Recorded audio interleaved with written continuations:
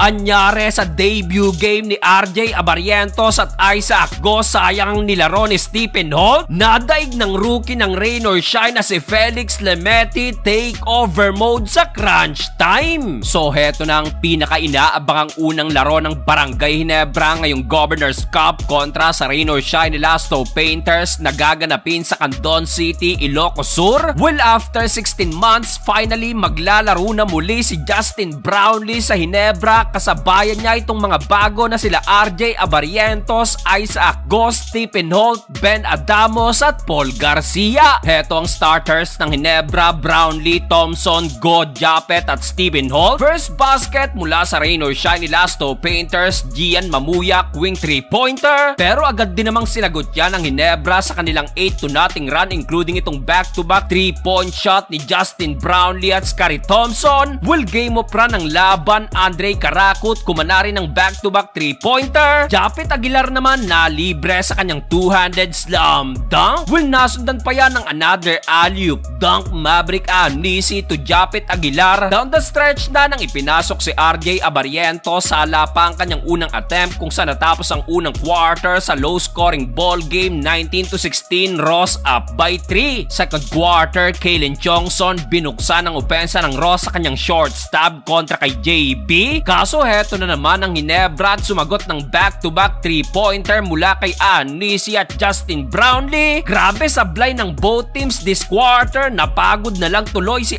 Isaac Go na still wala pa rin na itatalang puntos. RJ Abarientos din tutukan na, niluluwa pa ng rim. So far, si Japet Aguilar ang bumubuhat sa opensa ng Ginebra matapos kumana ng another 8 straight points. A total of 15 points na si Japet, pero dikit lang ang laban dahil sa outside shooting naman ng rain or shine. Natapos ang first half, tangan ng Ginebra ang 5-point lead, 34-29. Start of the third quarter, Big Bo Belga basket and 1. Stephen Holt naman dito na nagparamdam matapos kumana ng 6 straight points, including itong corner 3-point shot. Isaac Go finally nakabutas na rin sa kanyang hook shot. Bo Belga foul trouble na rin with 4th personal foul, pero halfway mark na makagawa ng run ng rain or shine na nagsimula sa 4-point shot ni Andre Karakut. Under 2-minute mark, abante na ang rain or shine, pero to the rescue si Justin Brownlee, Stephen Holt at Maverick Anisi. Natapos ang third period, abante pa rin naman ang isang Ginebra, 52-51. Fourth and final quarter, takeover mode pa rin ang rookie of the year na si Stephen Holt para sa Ginebra. Katulong niya dyan si Japet Aguilar na so far leading scorer ng Ginebra with 20+